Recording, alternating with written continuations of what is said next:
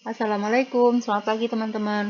Kali ini saya akan coba kita belajar bareng-bareng tentang pengolahan data untuk keperluan laporan PPRA, yaitu penggunaan antibiotik. Sebenarnya nggak cuma antibiotik saja, karena memang sebenarnya evaluasi penggunaan obat secara kuantitatif itu juga bisa diterapkan untuk obat-obat selain antibiotik ya, misalnya obat kardiovaskular, obat-obat pereda nyeri mungkin atau obat-obat yang bekerja di gastrointestinal, obat asam lambung dan seterusnya. Tapi dalam hal ini kita akan coba simulasikan data dari data yang ada di fasilitas layanan kesehatan. Tentunya datanya banyak sekali ya. Nanti endingnya adalah kita ingin lihat bahwa dalam bentuk grafik seperti ini kita bisa lihat bahwa yang pemakaiannya terbanyak, ini kita bedakan antara yang rutenya oral dengan yang parenteral. Jadi yang paling banyak digunakan yang oral adalah cefixime, cefadroxil, dan seterusnya. Sedangkan yang parenteral yang banyak digunakan adalah ceftriaxone dan seterusnya ke bawah sini. Nah, data yang kita butuhkan itu setidaknya ada 3 kalau untuk kuantitatif. Yang pertama, tentunya data di masing-masing vaskes itu berbeda-beda. Dalam hal ini saya akan contohkan data yang ada di vaskes yang tempat saya berkarya. Nah, kebetulan datanya ada beberapa data yang saya tutup ya, karena memang terkait dengan data yang memang tidak perlu ditampilkan dalam pertemuan kita kali ini. Yang penting adalah data obat, kemudian ada jumlahnya, kemudian ada waktu kunjungan atau admisi, dan waktu entrian farmasi. Kenapa ada waktu entrian farmasi? Karena kan kalau pasien rawat inap, itu admisinya misalnya kemarin dia dirawat selama 5 hari, maka entrian obatnya kan berbasis UDD, maka setiap hari ada pengeluaran obat, seperti itu. Nah, kemudian poliklinik di sini, di kolom B ini, di poliklinik ini kalau di data yang tempat kami itu uh, lengkap semuanya. Jadi misalnya ada IGD, kemudian ada poli-poli rawat jalan, dan unit rawat inap. Kalau rawat inap hanya ditulis unit rawat inap begitu, tanpa dijelaskan bangsal per bangsalnya. Tetapi sebenarnya ada data lain yang dia lebih rinci menyertakan juga bangsal perawatannya. Nah, yang perlu dikelola adalah kalau rawat inap, rawat jalan, itu terutama pasien yang dari IGD atau dari poli yang melanjutkan pemeriksaannya dengan rawat inap. Jadi tadinya periksa di IGD tetapi tidak pulang, tapi lanjut rawat inap. Nah, itu yang harus dikelola sehingga perlu pengolahan data di awal atau barangkali sudah dikelola di SIM Vaskes teman-teman semuanya itu akan jauh lebih mudah. Tapi dalam hal ini di tempat kami belum, sehingga kami perlu untuk mengolah datanya terlebih dahulu. Nah, dari data-data yang sudah ada tersebut, seperti contohnya ini ya, identitas pasien di sini itu yang diunduh formatnya itu ada nama, kemudian separasi, ada gendernya, separasi lagi, ada uh, nomor rekam medis, kemudian separasi lagi, tanggal lahir, separasi lagi, metode pembayarannya, apakah umum atau BPJS. Nah, kalau seperti itu kan agak kesulitan dikelola ya, maka di sini saya pakai rumus yang seperti ini.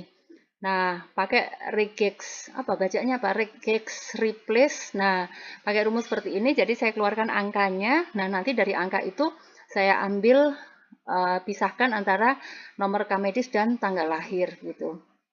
Nah, kemudian kolom merah ini adalah memisahkan bahwa yang sebelah kirinya kolom merah ini adalah data yang diunduh dari SIM RS, dan yang sebelah kanan ini adalah data tambahan yang kita butuhkan.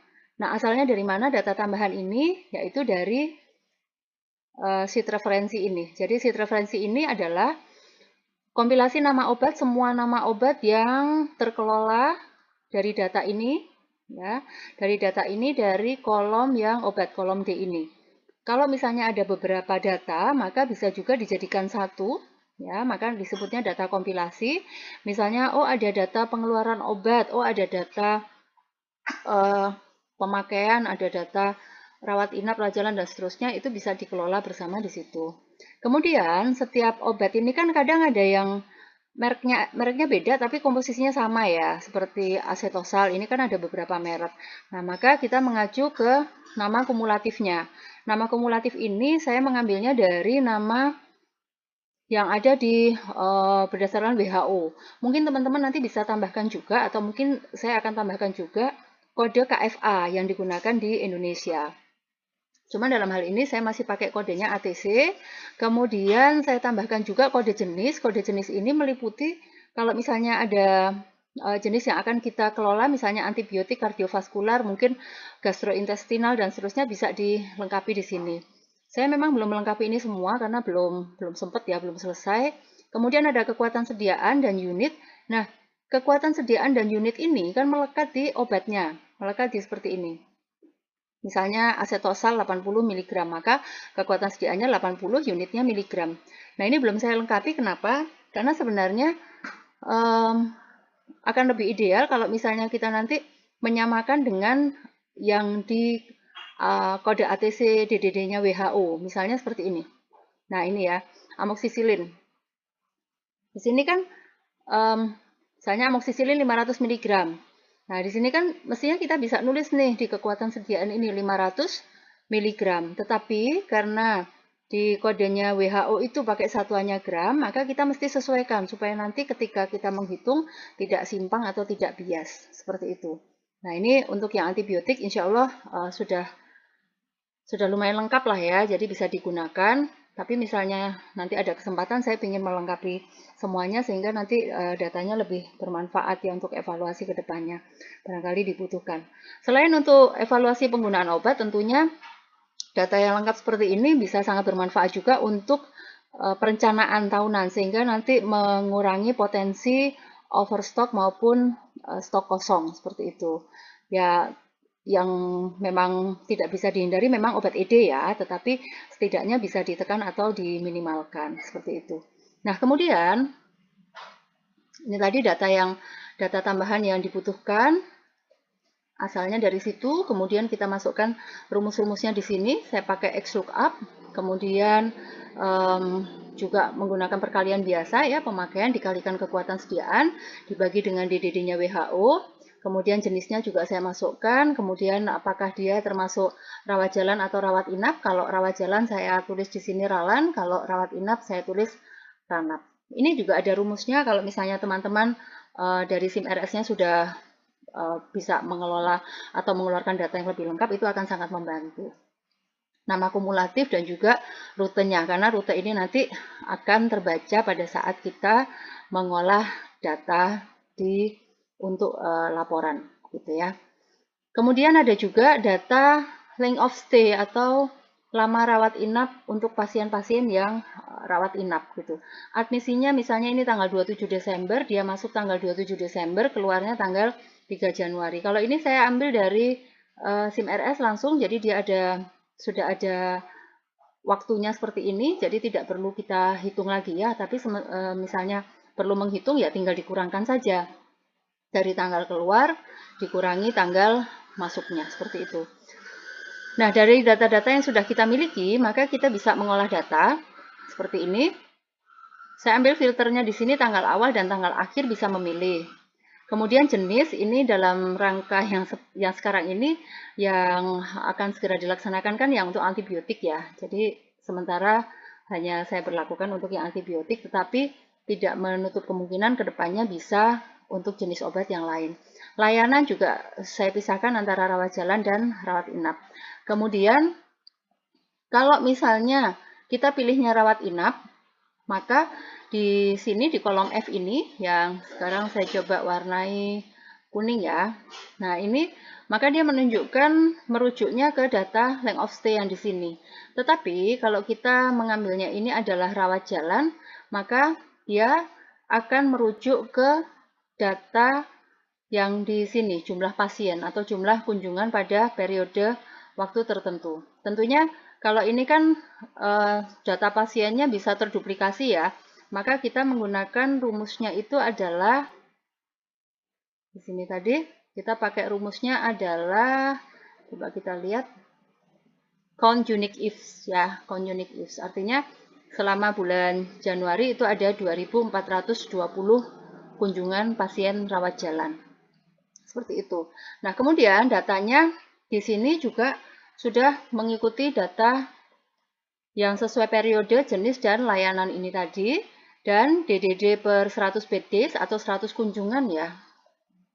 Saya gini, 100 bisa bed days atau kunjungan, artinya kalau misalnya dia rawat jalan ya berarti kunjungan, gitu 100 kunjungan.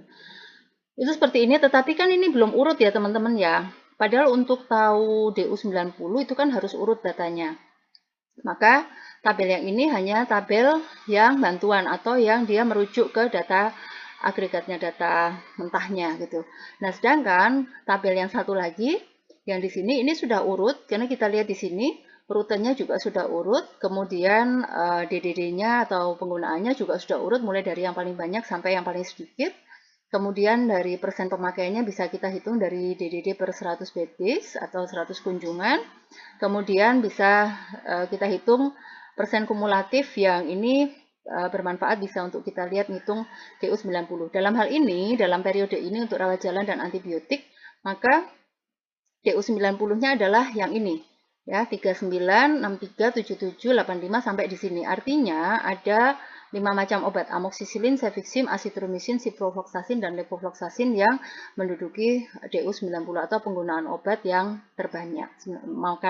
Istilahnya makan persentase 90% dari penggunaan antibiotik oral pada periode tersebut gitu. Demikian juga yang rawat inapnya, yang rawat inap, yang parenteralnya juga gitu ya.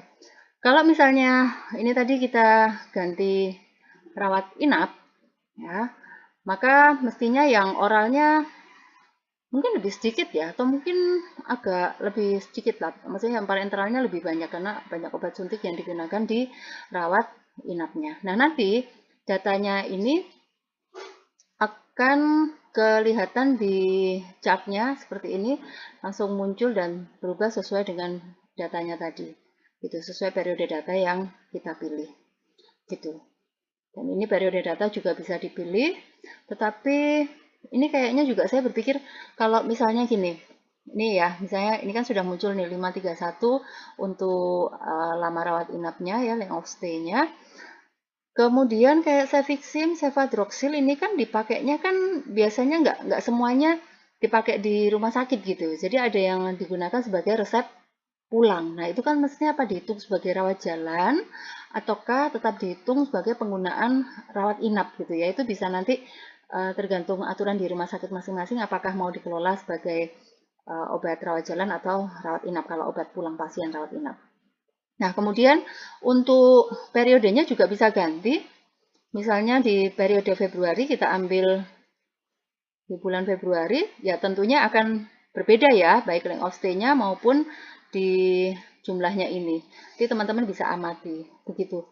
Nah, kira-kira itu untuk lembar kerja yang coba kita susun ya.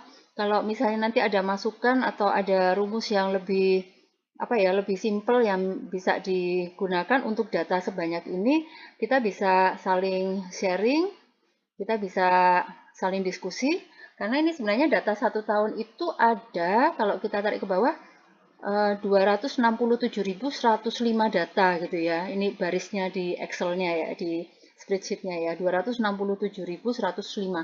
Tentunya ini data yang sangat banyak. Kalau misalnya kita mau kelola secara manual, tentunya akan sulit begitu.